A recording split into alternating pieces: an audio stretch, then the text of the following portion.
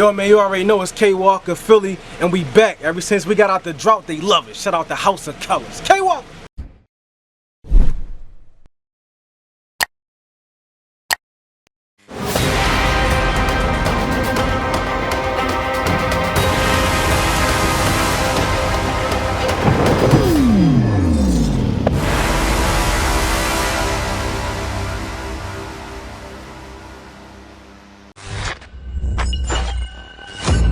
Ooh, House of Colors. Hey, what's going on, beautiful people, queens and kings? I am Entré, and welcome to House of Colors. And today's guest, who do we have?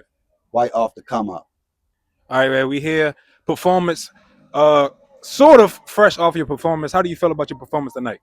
I feel like it was good, honestly. I feel like the turnout was really nice for the event. I feel like a lot of people were really digging my songs. A lot of people come and follow me. So and I feel like I was in it. You know, I felt the vibe. Yeah. And my question is about the atmosphere. How would you describe the atmosphere of the event tonight? I can see it's a lot of artists there because, you know, everybody's in their head. Everybody's trying to, you know, get focused for their performance. But it's definitely love and energy in the building. And it possibly competition too. You know, it's good to see other artists. Good to see other artists perform. The craft is so vivid and wide. Like good atmosphere. So, speaking about your song, what's the name of the song and what is it about? The song's called Distractions, Distractions. and it's about you know, a relationship. You know, like, and then she be just looking so good for real. You know what I mean? And then in a moment, you like it's so distracting. And then you know when you come kind of to and everything, you like kind of can't take it back. Yeah. So how long you been making music?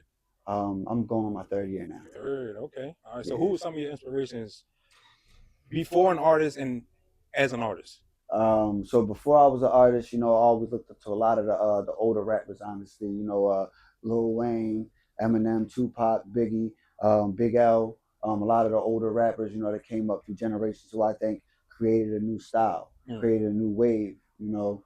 And then currently as an artist now, to be honest, I listen to a lot of everything, but I don't look at no artist like that no more because I feel like I am an artist now. Yeah. Now it's like I pay homage and I appreciate what you're doing, but now I got to make my own legacy and see if I can, you know, make a stamp like they did. I know a lot of artists try not to like mimic sounds or be in that pocket of like, well, my music sounds like this. Like, is that something that you try to stay away from? Or if a person does listen to your music, he kind of sounds like.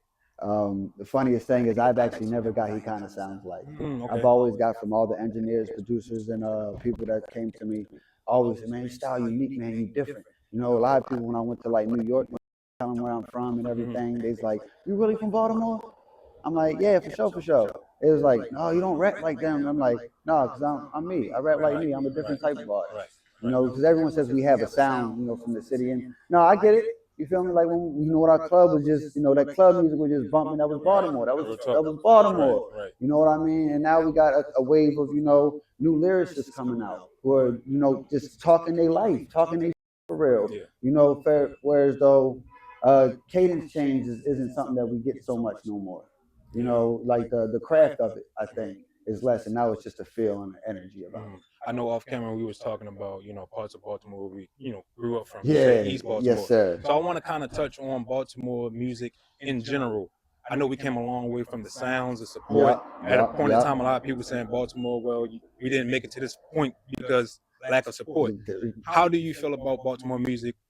Really support system now, or how far we've came, like, or if any? No, we made leaps and bounds. Honestly, Baltimore's on the scene now. I'm talking about, come on, like well, Shorty just tried to do the dance on the stage. People that ain't even from here loving it here because they see the energy, the vibe of the place, and you know it gets a lot of bad rap because people don't understand what this life is about. You know what I mean? They just see something on the news or something like that and like, oh man, they had no reason to do that, but you weren't there. You don't know what really happened. You know, and that's, you know, the same thing with the music scene. A lot of people was doubting us. That's what I really feel like. I feel like they was doubting us until, you know, several breakout artists that we've had recently, you know, like YG Tech. You know, he came out. Before that, you know, I really was, you know, Scooter, SGE Cash. If anybody know, you feel me? Like these was artists that was different. That was, you know, creating their own sounds. You know what I mean? So I really think the culture's gotten better. The support systems got better. We have Crown Awards, For sure. that Shout out to Crown Awards. yeah, shout out to Crown Awards. Yeah. That always, are invested into the city music. You know what I mean? The Black Arts District is popping now. Mhm. You know what I mean? That's really trying to feed into this Baltimore wave, and we can't let it go down. We gotta all support each other because we all gonna be the next big thing to come. Right. The city. I know in your performance when we were in the building, you said a song about you don't want to be like little Scooter down in our own city.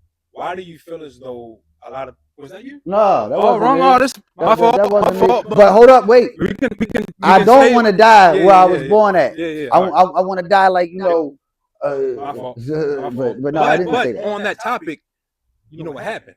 So why is it that a lot of people just seem as though they can't, when they reach that amount of success, they just can't leave the city.